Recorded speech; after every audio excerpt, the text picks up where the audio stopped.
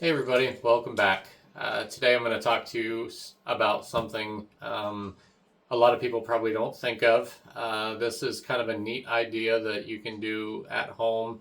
You can do it right in your house, and something that you can get your kids on board with too. If you have small kids, it's kind of neat for them. I want to talk about vermiculture or vermicomposting. It is a way of composting table scraps, scraps that you have around your kitchen, and you use worms, specifically red wigglers.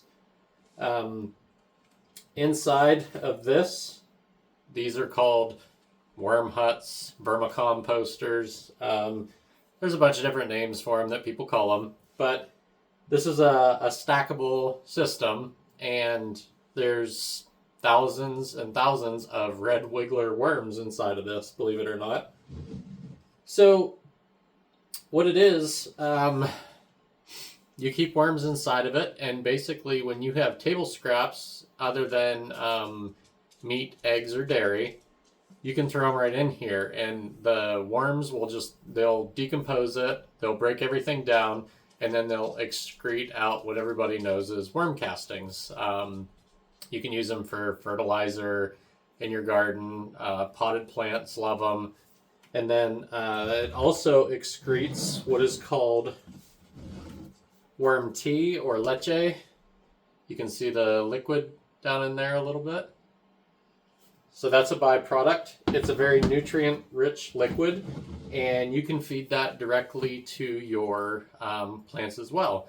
It's got a NPK concentration. It has a lot of trace minerals and a lot of beneficial bacteria inside of it as well. And again, that's just a byproduct of keeping your worm farm going. So, take this off here.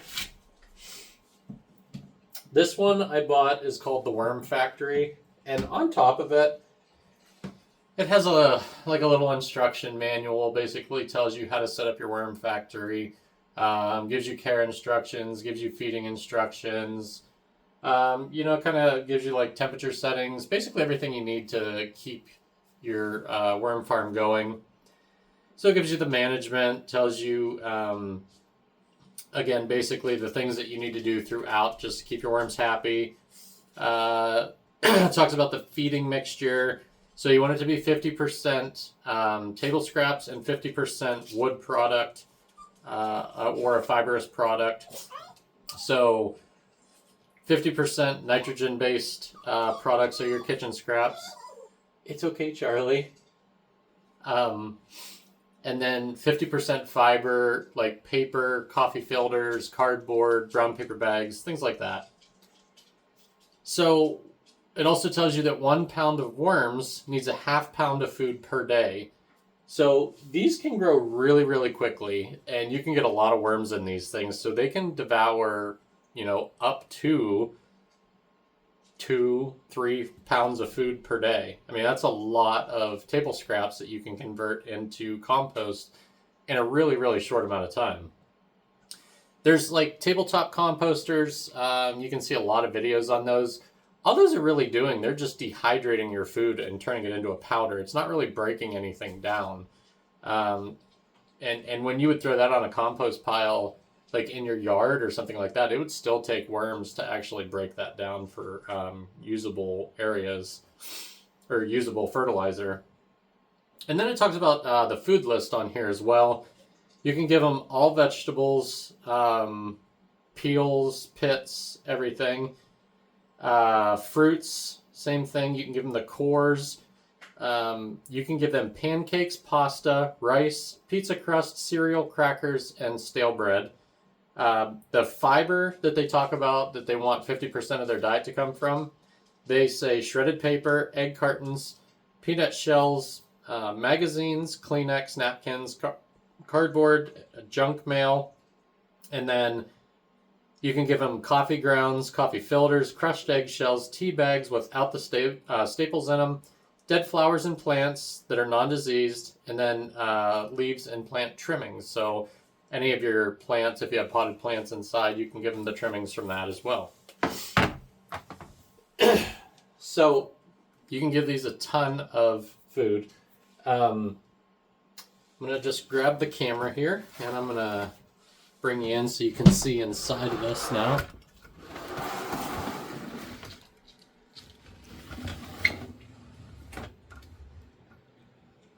Okay, so that is the inside of the worm bin here, and this is just an old piece of newspaper.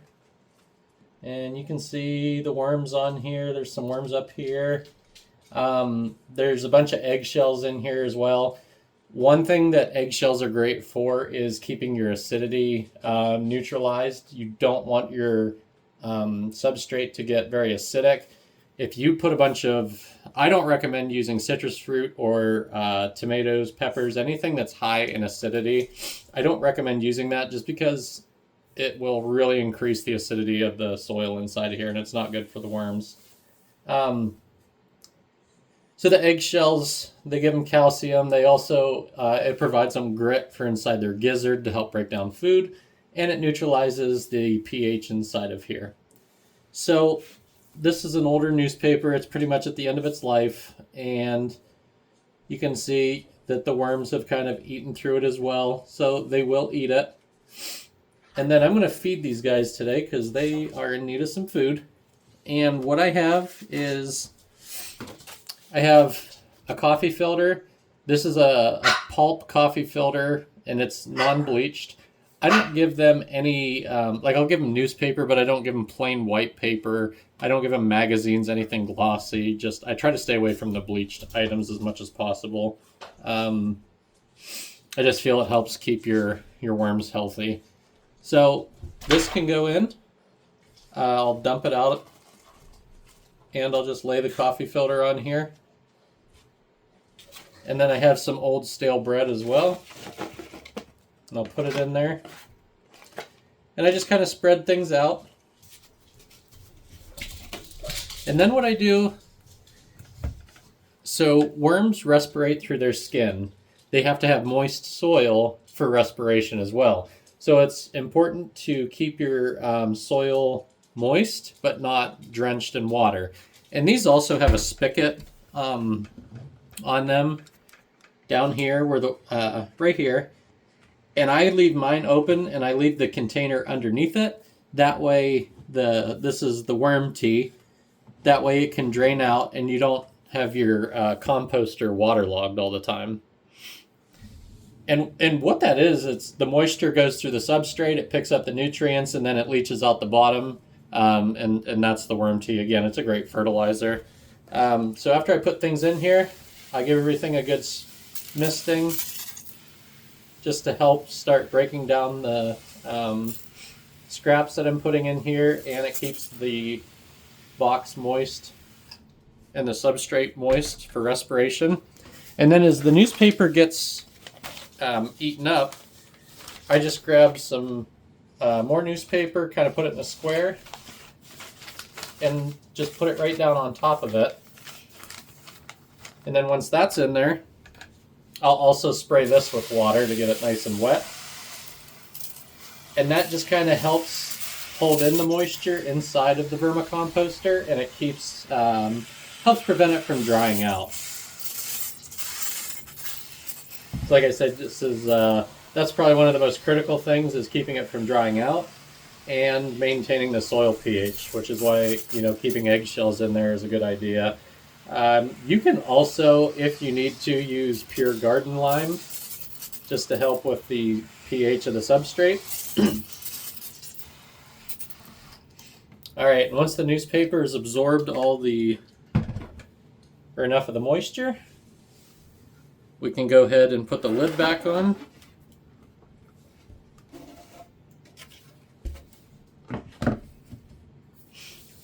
And there you go.